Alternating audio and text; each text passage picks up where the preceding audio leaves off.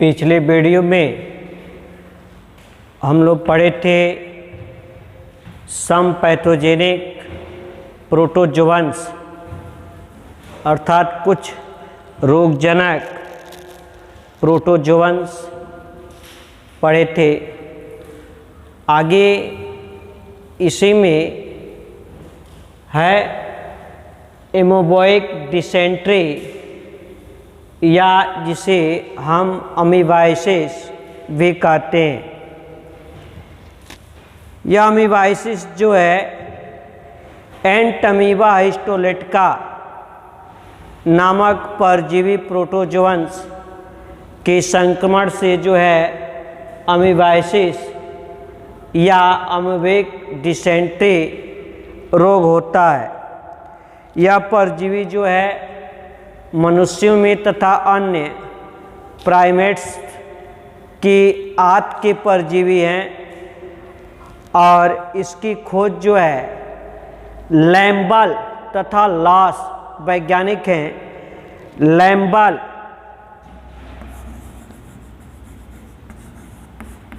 लैम्बल और दूसरे वैज्ञानिक हैं लॉस।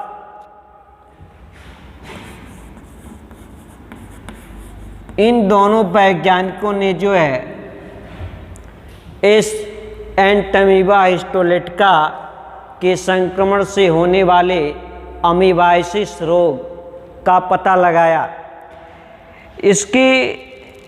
इस रोगी में जो है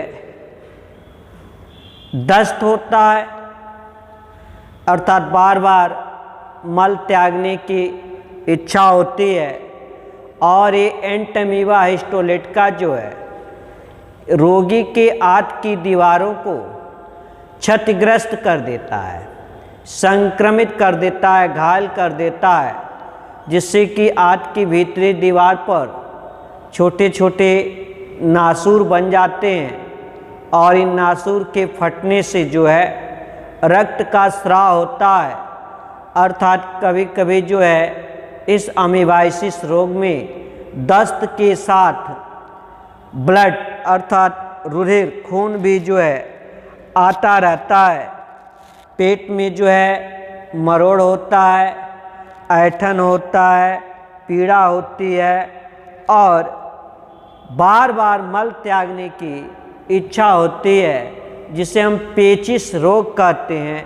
और ब्लड भी आता है, इसलिए खूनी पेचिश और जो मल त्यागते हैं बार बार त्यागते हैं तो उसमें जैसे लगता है कि बहुत कम मात्रा में मल त्याग कर रहे हैं और पेट में गड़गड़ाहट रहती है, ब्लड भी आता है, तो खूनी आव पेचिश भी इसे हम कहते हैं।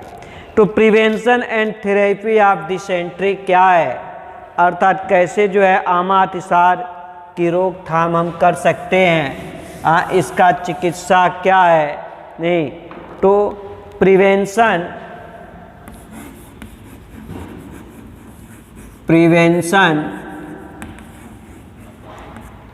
एंड थेरेपी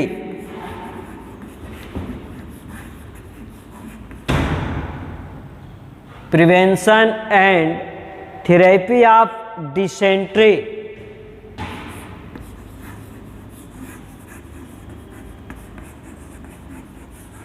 डिसेंट्री मतलब आमा अतिसार अर्थात बार बार मल त्यागने की इच्छा और खून भी आ जाता है, यदि तो खूनी आव पेचिश, बार बार मल त्यागना मतलब पेचिश। तो अधिकांश मनुष्य जो है एंटमीबा हिस्टोलेटिका से संक्रमित होते हैं और जितने मनुष्य जो है एंटमीबा हिस्टोलेटिका से संक्रमित होते हैं उसका 25% संक्रमित व्यक्ति जो है वो पेचिश के अवश्य ही शिकार हो जाते हैं अर्थात उन्हें पेचिश रोग हो जाती है।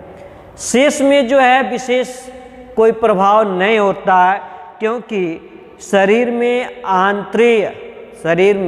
जो आंत है इस आंत की दीवार में होने वाली हानि तीव्रता से जो है ठीक होती रहती है।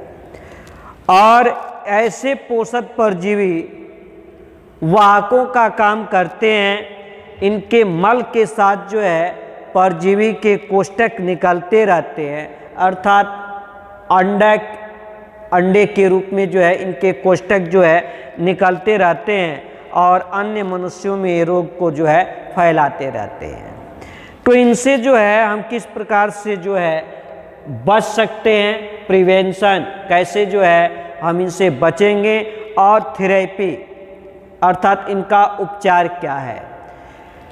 तो रोकथाम की मुख्य रूप से 3 विधियां हैं, जिसमें पहला है संक्रमण से बचाव, दूसरा है रोगियों का उपयुक्त उपचार, और तीसरा है परिकोष्ठित अमीबा का विनाश। ये 3 विधि है, इनसे जो है हम बच सकते हैं। तो सबसे पहला संक्रमण से बचाव, नहीं, इन्फेक्शन, प्रिवेंशन फ्रॉम इन्फेक्शन, संक्रमण से बचाव, इन्फेक्शन अर्थात संक्रमण से क्या, प्रिवेंशन अर्थात बचाव, कि कैसे हम संक्रमण से बच सकते हैं। नहीं, तो संक्रमण से बचाव के लिए व्यक्तिगत स्वास्थ्य और स्वच्छता, सफाई, ये जो है प्रभावशाली होती है।